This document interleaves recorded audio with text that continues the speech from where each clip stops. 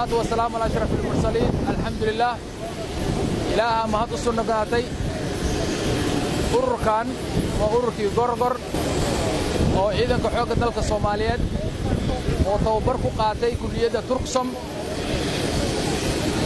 runtii haddana aan rabnay in loo soo dhameeyo tababarkooda oo inta maalmood u dhiman takhasuskooda ee kumaandas inay soo dhameystaan runtii waxaan ilaahay idinkaga baryaynaa idinkoo caafimaad qaba oo wax soo bartay oo dalka wax u soo bartay oo soo faa'iidaystay inaad dalkiina hooyo ku soo laabataan insha allahu tacaala shalay meeshan waxaan ku soo dhaweynay runtii idinka horeysay saraakiil xigeenadii ayaan soo dhaweynay oo 3 bilood ka hor quraankan aan ka dirnay si sharaf badan oo qiimo badan ay wax soo barteen dalkooduna ay ku soo laabteen wayna anfici doonaan insha Allah taala idinkana waxa idin ka rajaynaa inaad kuwaas ku daytaan ileen dana kale ana u aadin oo aadan ii sheeg adiga u jeedin kale iyo barnaamij kale aysan idin ku dhalanay dalka idinku tashanaya wiilasha kale dhalinyarada kale aan fursadaan helin waxaan rabnaa inaad fursad u noqotaan aad wax bartaan inaad ciidanka xoogga dalka Soomaaliya asaaskiisa ka mid noqotaan inaad hogaamiinta ka mid noqotaan inaad soo gaartaan oo ii sheeg idinkoo dalkan wax tari kara aad ay kaga mahadcelinayaa idinkoo diyaar u noqdayna dhiiggiina dhulkana u hurtaan dalkaani hortiina dhiig loo huray annagana inaan u hurno waay si sharafkii karaamadii u soo laabato fursadaad hesheen waxaa idin sheegaa inaad ku socotaan magaca Soomaaliyeed qabiil kuma socotaan hal qof oo qabiil lagu soo xulay meesha kuma jiraan gobol uma socotaan state kaligiis uma socotaan ee waxaa u socotaan jamhuuriyadda federaalka Soomaaliyeed waxaad tihiin ciidanka ka fog aan shaqo ku lahayn qabiil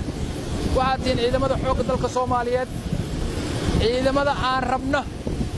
in sharafkii iyo karaamadii ummadda Soomaaliyeed inay soo celiyaan arabna ayaatiin ilaahay idin garab galo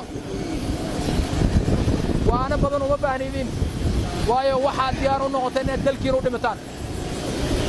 annagana waxaan diyaar u nahay madaxweynaha jamhuuriyadda federaalka Soomaaliyeed wuxuu diyaar u yahay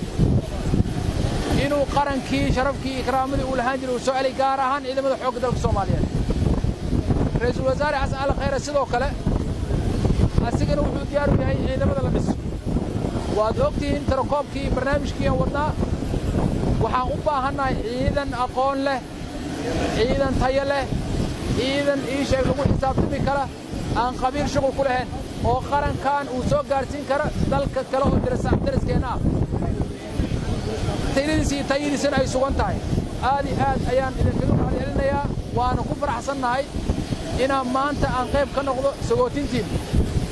waxaan rajaynaynaa idinkoo wax soo bartay oo soo dhammaystirtay takhasuskiin inaad dalkiina hooyo ku soo laabataan waxaan idin diyaarin doonaa insha Allahu tacaala meelihii aad ku shaqayn lahaydeen iyo saad isha u howlgali lahaydeen iyo qarankan qaabka u eegeedi lahaydeen hiili hor waa idinla garab taagannahay meeshana waa idinku imaanayaa insha Allahu tacaala halkan waa idinku soo dhaweyn doonaa waxaan ilaahay ka baryayaa inuu ilaahay idinka dhigo kuwii anfaca dalkan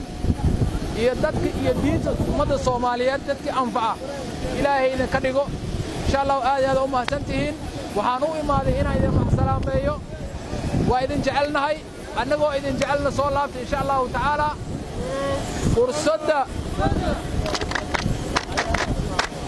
fursadda ummadda Soomaaliyeed yaa la dhuminin qarasha idinku baxaya diyaarada idin saaraya waqtiga idin geliyay waa ogtihiin walaalayaal waqtiga yaa la beer dareenin qof idin kamid ah yuusan waqtiga naga luminin waqtiga qaali inagu yahay lacag uu noo qiimo badan yahay aad u mahadsantihiin waqtiga xariiri waaye